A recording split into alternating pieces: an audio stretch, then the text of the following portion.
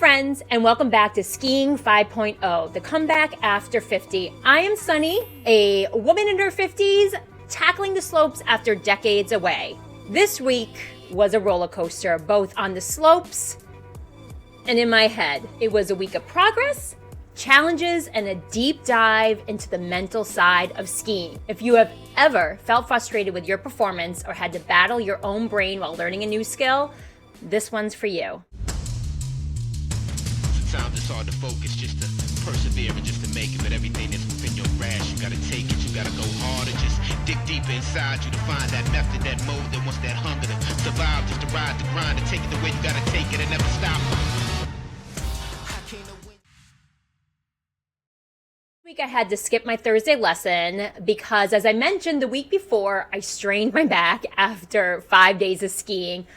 The joys of aging. I am taking breaks now while skiing and stretching in between runs, and that is helping a lot as well. On Friday, I hit the slopes with my boyfriend Coach and a new friend of ours. But by lunchtime, I had to call it quits because my back and trying to keep up with my technique work, the body just wasn't having it. Saturday, that's when things got interesting. I skied with my feisty favorite boomer friend, who is also, I didn't mention before, he is a level 1 PSIA instructor. And fun fact, he is now keeping his eyes on me too. I love it that I have all these people watching me, like you.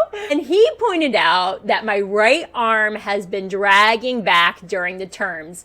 Coach made me chuckle when he said that sometimes I do orangutan arms when I'm just coasting. Whenever I catch myself, I start to laugh and I'm like, eek! Reset, put my arms back into a more athletic position instead of just letting them hang. And let's just say I'm working on it. The big milestone of this week was my first double black diamond of the season. I won't lie, it's intimidating and one of the toughest trails on my home mountain. But I learned that sometimes you just have to trust your skills, take a deep breath, and go for it. My feisty boomer friend encouraged me to follow him down the head wall. I tried, but while he made these beautiful short radius turns that look so smooth and effortless, my turns were more like one big swoop for every 3 of his. I'm still working on my carving skills, like I have been mentioning in past videos. You can go check those out. But tackling steep techniques are still a priority. And I know for many of the people in my adult lessons, that's top on their priority list as well. One thing that I've learned about steep terrain that has helped me is don't stop at the head wall and look down.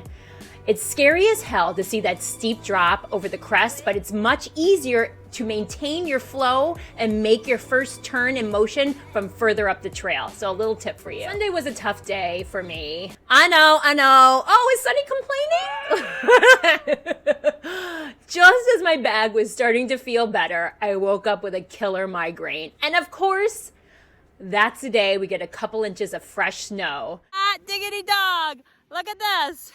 I haven't seen this all season. Very nice. Very nice. Fresh tracks.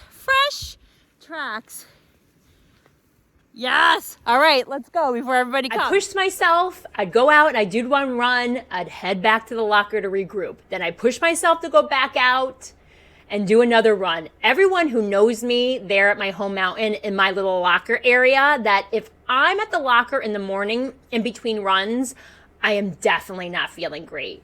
Sometimes, though, it's just about showing up, and it was difficult to pull myself away from the beautiful slopes of fresh snow. I had people laughing in the lift line when I would say, excuse me, but can you tell me what this white fluffy stuff is falling from the sky? Hey, winter in the Northeast, fingers crossed that we get some measurable snow soon. On an exciting note, I hit elite status on Carv this week with over 1,000 segments recorded. That's a pretty cool milestone for my 24 days so far this season.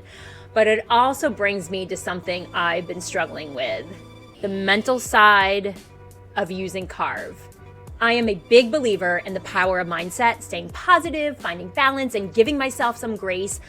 But let me tell you, it's not always easy. Had a bit of a breakdown with Coach on Saturday night. I've been working so hard to implement all these techniques that I'm learning, but I feel like my progress isn't showing up in my Carv scores. I decided that I had to turn off the Carv audio cues. So they would tell me my scores every time I stopped.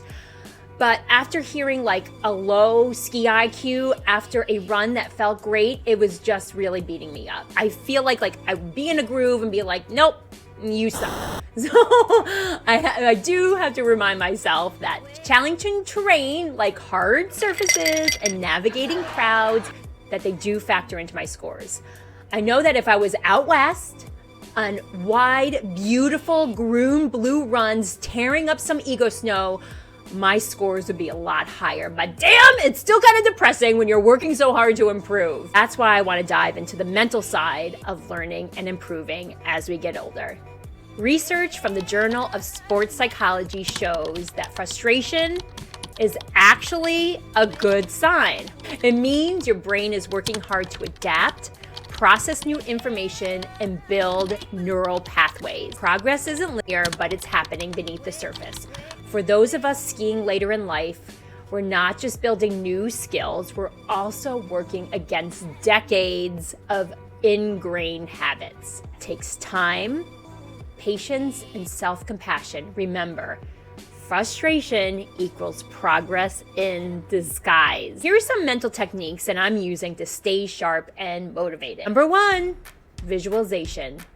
Close your eyes and picture yourself executing the perfect run. Studies show that mental rehearsal can improve performance almost as much as physical practice. Number 2, positive self-talk. Replace negative thoughts like, I'll never get this, with phrases like, I'm improving every day, I'm proud of myself for showing up, and I'm skiing because I love it. It's also important, I'm really big on mindset, like to not only say the words, but to feel it and trick yourself into believing it. Number 3, mindfulness and deep breathing. When I'm overwhelmed, I stop, breathe in deeply for 4 counts, and exhale for 4 counts, just to reset. Number 4, remember your why. Why the heck did you start skiing to begin with? And finally, I'm trying to do this too. Be kind to yourself. Instead of comparing myself to my younger self at 23, I celebrate that I'm out there learning and improving at 53. It's never too late to grow. This week reminded me that skiing just isn't about the physical. It's about resilience, mindset, and staying in the game, no matter how frustrating it gets. If you're over 50 and trying to improve in skiing or any sport, I hope these tips and my story has helped you. How do you stay motivated and keep frustration at bay? Let me know in the comments. And also please remember to like and subscribe if you're enjoying my content. It's going to help my baby channel here. Until next time, keep carving, keep believing in yourself, and I'll see you on the slopes.